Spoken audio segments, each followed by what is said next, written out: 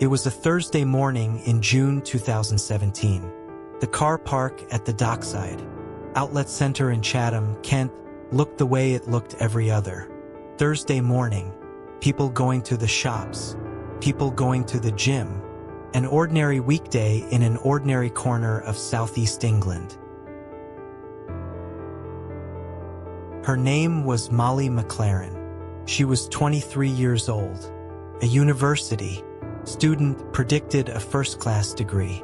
She wrote a blog about her own struggles in the hope that it might help other people with theirs. 12 days earlier, she had ended a 7-month relationship. In those 12 days, she had gone to the police twice. This is what happened in between. Molly McLaren was from Cobham, a village in Kent, about 30 miles east of London. Her parents, Doug and Joanne, have spoken about her many times in the years since she died. Almost every interview begins in the same place. They begin with who she was before any of this happened. She was bright. She was funny. The trial judge who later sentenced the man who killed her described her in open court as beautiful and intelligent. She was at university on course for a first-class honors degree. Her friends were, in her parents' words, her gang, a circle close enough that they would later sit together in a courtroom in Maidstone, holding each other through the worst week of their lives. But before the headlines, before the court reports, there was something. Molly was already known for among the people who loved her. Molly had struggled with bulimia. She did not hide it. She wrote about it publicly on a blog because she had decided that the most useful thing she could do with her own experience was to make it available to someone else who might be going through the same thing. That decision to take something private and difficult and turn it into help for somebody else is the part of Molly's story her family have worked hardest to keep alive. Years after her death, it would become the founding idea of a charity in her name. In July 2016, when she was 22, Molly matched with someone on the dating app Tinder. His name was Joshua Stimpson. By November of that year, they were in a relationship. By the following June, she would be dead. Joshua Stimpson was in his mid-20s when he and Molly first met. He worked as a double-glazing salesman. He lived in Woodham, a village near Rochester, about half an hour's drive from Cobham. For 7 months, from November 2016 to mid-June 2017, they were in a relationship. Most of what was said about that relationship in public was said later, trial, by people looking backwards through the worst possible lens. What we know is this. In the years before he met Molly, Joshua Stimpson had had previous relationships that did not end cleanly. According to a later review of the case, in 2013, a former partner in Staffordshire had reported his behavior to her local police force. In 2016, a second woman in Kent reportedly experienced something similar. Neither of those reports at the time was treated as a criminal matter that would follow him into any future relationship. We will come back to that. Looking back, Molly's parents have spoken in interviews about small moments in their own home, the way Stimpson reacted to things, the way he carried himself, and described them as, in hindsight, the early shape of something they only later understood. At trial, the defense would describe him as a man with a hypersensitivity to any rejection. The jury in time would reject the suggestion that what he did was the act of someone who could not help himself. But all of that came later. On June 17, 2017, Molly ended the relationship. June 17th, day 1. Within hours of the breakup, Joshua Stimpson began posting messages about Molly on Facebook. According to court reporting, the posts included unfounded claims that she had been taking drugs. They were derogatory. They were public. They were aimed at her reputation in front of everyone she knew. Molly told friends in private messages that she was scared of him. June 22nd, day 5. Molly and her mother, Joanne, drove to North Kent Police Station. This is one of the most important moments in the entire story, and it deserves to be told slowly. A young woman, frightened, walked into a police station with her mother. She told an officer what was happening. And in that room with Molly and Joanne sitting there, the officer picked up the phone and called Joshua Stimpson. The officer warned him, "Stop or face prosecution." For a few days, things seemed to quiet down. They didn't. June 25th, day 8. More Facebook posts. Mother and daughter went back to the police. June 27th, day 10. Kent police spoke to Joshua Stimpson for a second time. 2 days later, Molly went to the gym.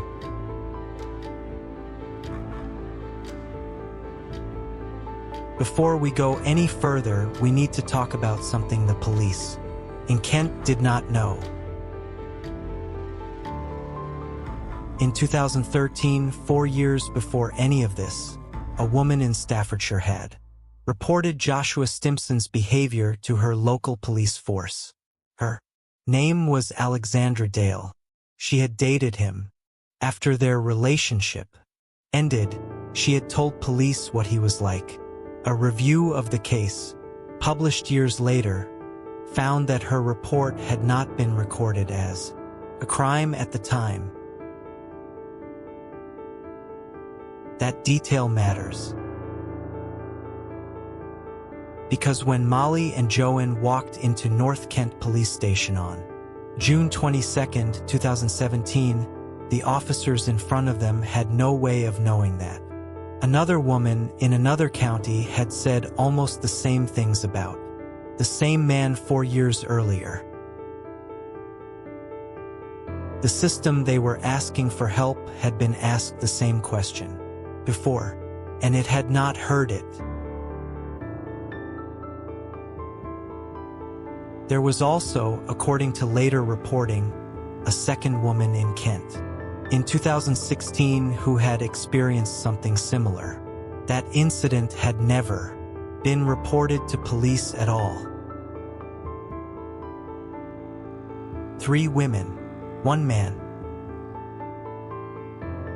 2 of those warning signals were missed before Molly ever met him. The third, Molly's own, was acted on, but it was acted on in the form of 2 phone calls.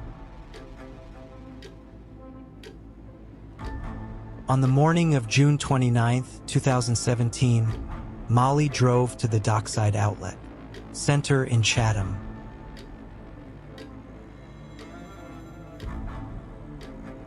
Molly went to her gym that morning the way she had gone many other mornings. Joshua Stimpson followed her there. He waited. When she returned to her car, he attacked her with a knife. The court would later hear that she sustained more than 75 injuries. A passerby named Benjamin Moreton tried to intervene. The family would later thank him publicly in a statement read after the verdict for what they called his brave efforts. When police searched Stimpson's car at the scene, they recovered the weapon used in the attack. They also recovered 2 Stanley knives and pickaxe. He had not come to that car park to talk to her.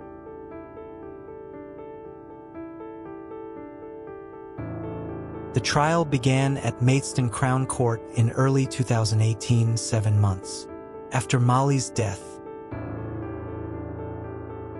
Joshua Stimpson pleaded guilty to manslaughter on grounds of diminished responsibility. He denied murder. His defense argued that his mental state, including, the court was told, a hypersensitivity to rejection linked to his parents' separation years earlier, meant he should not be held fully responsible for what he did. The prosecution disagreed. The detective who led the investigation, Detective Sergeant Ollie Whartons of Kent Police, said publicly that Stimpson was, in his words, a cold and calculated killer rather than somebody who does not have the mental capacity to control himself. The jury heard the evidence, the Facebook posts, the 2 police warnings, the pickaxe and the Stanley knives, the 75 injuries. They deliberated for less than 4 hours. On February 6, 2018, they returned a verdict of guilty of murder. The trial judge, Mrs. Justice Adele Williams, sentenced him the same day. Her words on the public court record were these: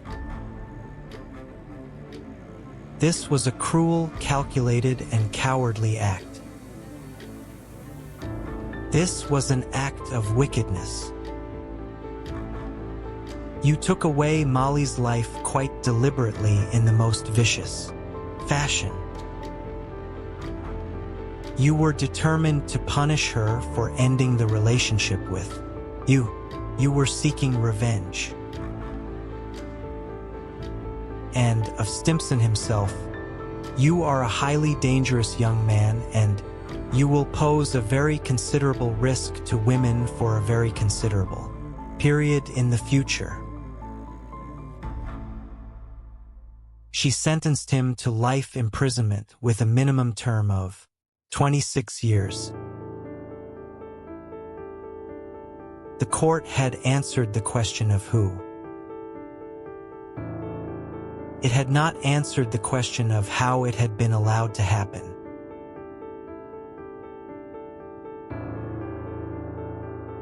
Even before the trial, Kent Police had referred itself to the Independent Office for Police Conduct over its handling of Molly's reports.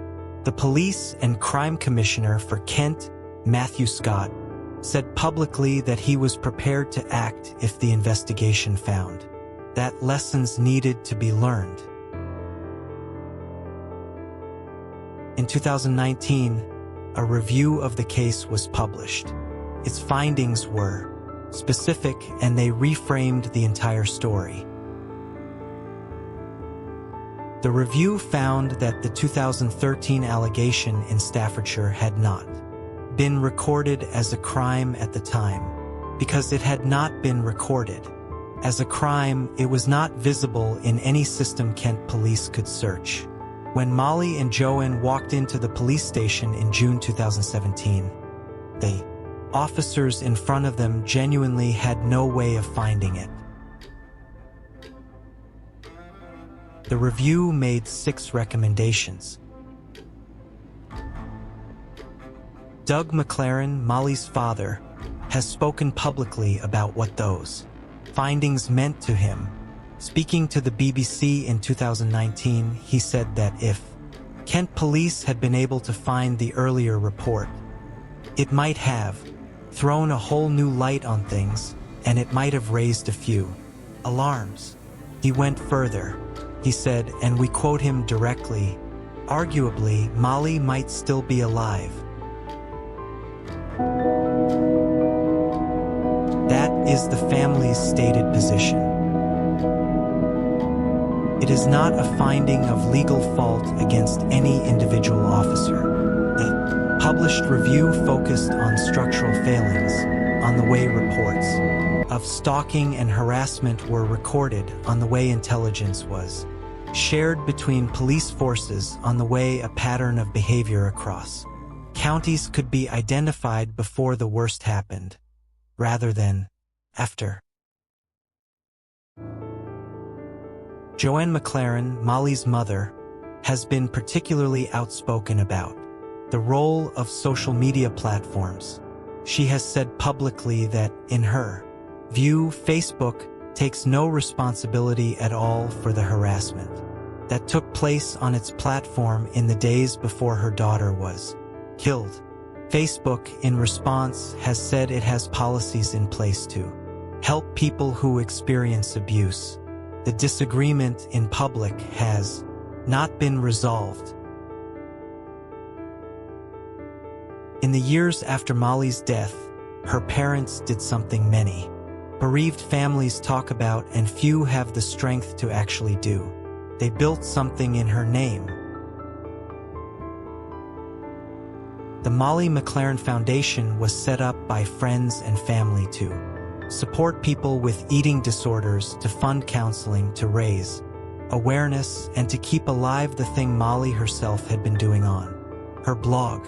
In partnership with the mental health charity Rewrite Your Story, the foundation sponsored counseling for more than 30 children.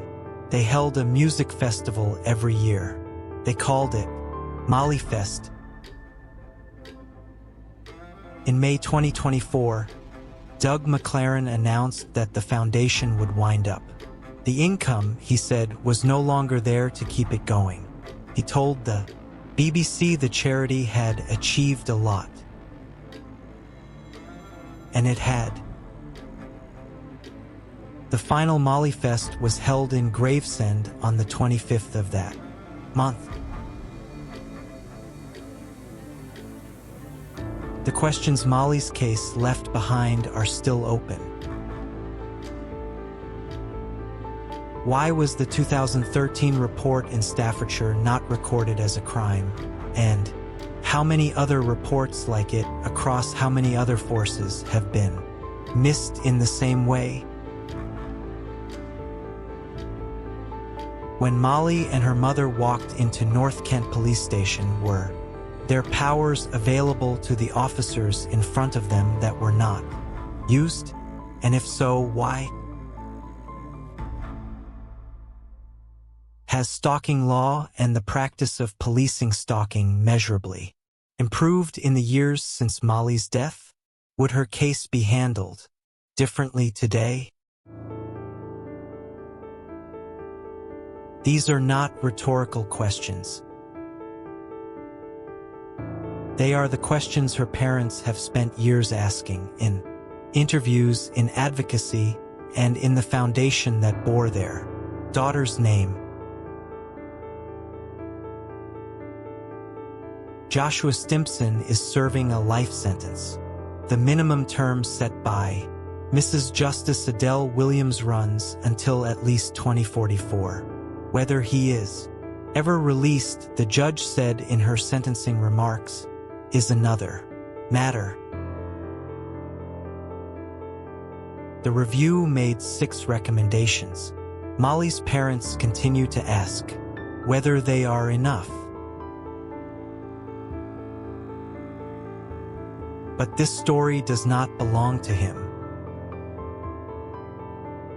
It does not belong to the review, or to the questions it left open, or to the headlines that followed the verdict. It belongs to Molly.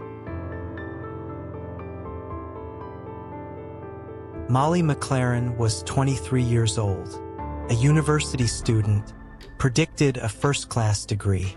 She was writing about her life, honestly, publicly, sometimes painfully, because she had decided that her own difficulties might be useful to somebody else. She should still be doing that today.